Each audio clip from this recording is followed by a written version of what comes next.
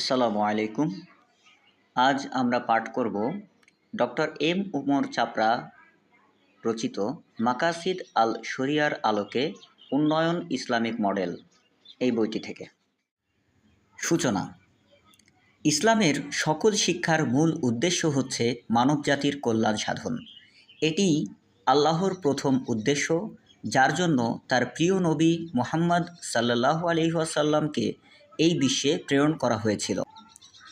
ইসলামের এ উদ্দেশ্য সাধনের অন্যতম মাধ্যম বা উপায় হচ্ছে জাতি, ধর্ম, বর্ণ, গোত্র, আর্থিক সামর্থ্য নির্বিশেষে পৃথিবীর সকল মানুষের ফালাহ তথা প্রকৃত কল্যাণ অর্জনের চেষ্টা করা।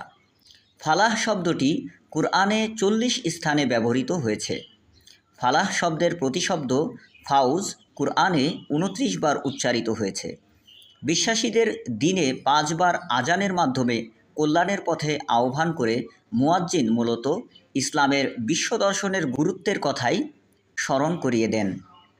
এখানে একটি কথা মনে রাখা দরকার যে মানুষের কল্যাণ সাধন বা তার উন্নতি অর্জন এটি শুধু ইসলামেরই নয়, বরং পৃথিবীর প্রায় সকল সমাজ সভ্যতারই উদ্দেশ্য।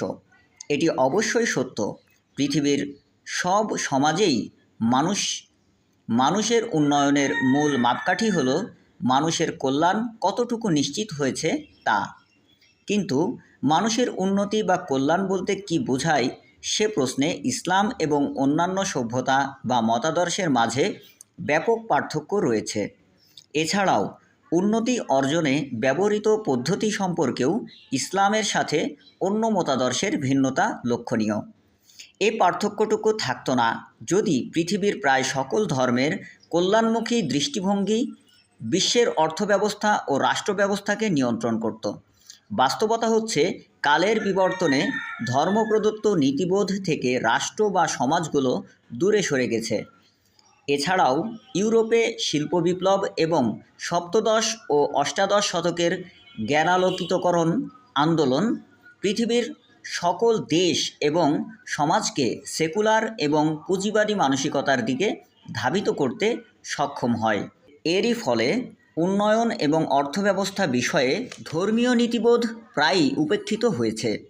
কালক্রমে উন্নয়ন বলতে শুধু অর্থ আর সম্পদের উন্নয়নের বিষয়টি মানুষের মনে বদ্ধমূল হয়ে গেছে। অবশ্য ইদানিং পৃথিবী জুড়ে ধর্মীয় পণ্ডিত, সমাজবিজ্ঞানী এবং দার্শনিকদের মাধ্যমে এ প্রশ্ন আবারও উত্থাপিত হচ্ছে যে শুধু অর্থবিত্তের উন্নয়ন মানেই কি মানুষের উন্নয়ন? মানুষের মন, মনন, আধ্যাত্মিকতা আর ব্যক্তিত্বের উন্নয়ন ছাড়া কি মানুষের কল্যাণ সম্ভব?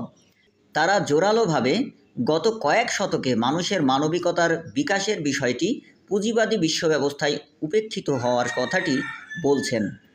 গবেষণায় এটিও প্রমাণিত যে মানুষের আত্মা এবং আত্মিক খোরাক বাদ দিয়ে শুধু পার্থিব সম্পদ এবং সম্ভবক্ষমতা বৃদ্ধি তার জীবনকে সুখময় করার বদলে যন্ত্রণায় বাড়ায়। গত মহাযুদ্ধের পর বেশ কয়েকটি উন্নত দেশে একদিকে যেমন ব্যাপক আর্থিক উন্নতি ও গড়পড়তা আয় বেড়েছে, অন্যদিকে সমাজের আর সব উন্নয়ন সূচক যথা মূল্যবোধ, পারিবারিক বন্ধন, নবীন প্রবীণের সুসম্পর্ক ইত্যাদি বিষয়ে যথেষ্ট অবনতি হয়েছে।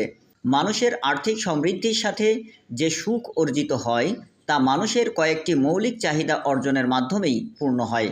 অতঃপর মানুষের সুখ তার আর্থিক সঙ্গতি বৃদ্ধি করেও বাড়ানো সম্ভব নয়। এর চেয়ে বেশি সুখ অর্জন করতে হলে মানুষের মানসিক ও আধ্যাত্মিক সত্তার খোরাক যোগাতে হয়, যা অর্থ বিত্ত দিয়ে কেনা যায় না। দ্বিতীয় মহাযুদ্ধের পর জাপান অর্থনৈতিকভাবে এক পরাশক্তিতে পরিণত হয়েছে, অথচ সেই দেশে আত্মহত্যার প্রবণতা বিশ্বে সর্বোচ্চ। এখানে বুঝতে হবে এটিই পুঁজিবাদের সীমাবদ্ধতা। অনেক আধুনিক অর্থনীতিবিদও সংকীর্ণ চিন্তাধারায় সীমাবদ্ধ। তারা মানুষের উন্নয়ন বলতে তার অর্থবিত্তের উন্নয়নই বুঝেন।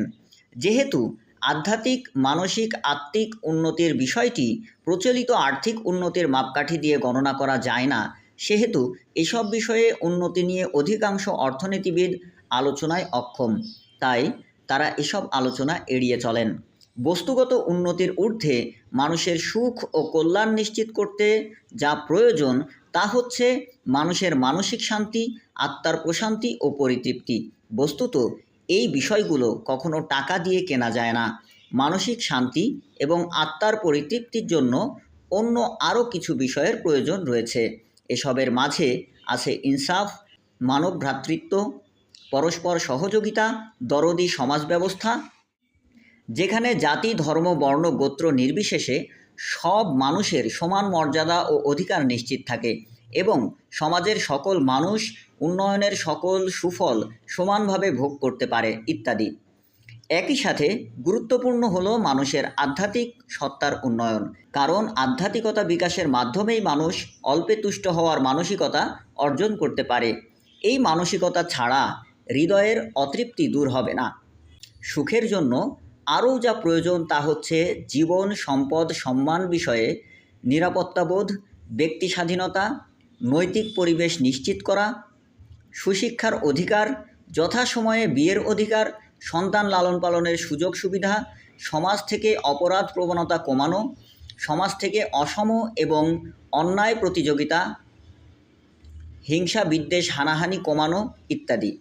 যদিও উন্নয়নের পশ্চিমা ব্যাখ্যায়ও এসব উপাদানের অনেকগুলো অন্তর্ভুক্ত আছে, তবুও আধ্যাত্মিক উপাদানের বিষয়টি পশ্চিমারা এখনও অনুধাবন করতে পারেনি। বাস্তবে পর্যাপ্ত আধ্যাত্মিক উন্নয়ন ছাড়া মানুষ তার জাগতিক উন্নয়নকে বেশি দিন ধরে রাখতে পারে না। ইসলাম যদিও উন্নয়নের মাধ্যমে আয় ও সম্পদের বৃদ্ধিকে মৌলিক চাহিদা পূরণের পাশাপাশি আয় ও সম্পদের সুষম বণ্টনের জন্য প্রয়োজনীয় বলে মনে করে, তবুও মানব কল্যাণের জন্য এর ব্যাপক দৃষ্টিভঙ্গি শুধু এর দ্বারা উপলব্ধি করা যায় না। ইসলামে রয়েছে আল্লাহর ইবাদতের মাধ্যমে তার সাথে সম্পর্ক বৃদ্ধি করে আধ্যাত্মিক উন্নয়নের ব্যবস্থা।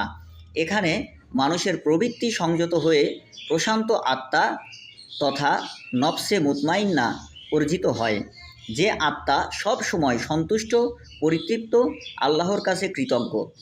কুরআন বিভিন্ন লুপ্ত সভ্যতার উদাহরণ দিয়ে বলেছে, যখনই মানুষ আধ্যাত্মিকতাবিহীন জাগতিক উন্নয়নের জোয়ারে গা ভাসিয়েছে, তখনই সেসব সভ্যতার বিলুপ্তি ঘটেছে। ফেরাউনি, ব্যাবিলনীয়, লূত আলাইহিসসালাম এর কওম, আদ, সামুদ প্রভৃতি জাতির কথা কুরআনে এসেছে।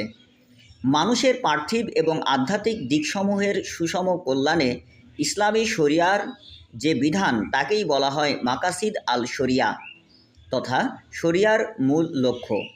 পাঠের সুবিধার্থে এই পুস্তকে পরবর্তীতে শুধু মাকাসিদ শব্দটি ব্যবহার করা হবে।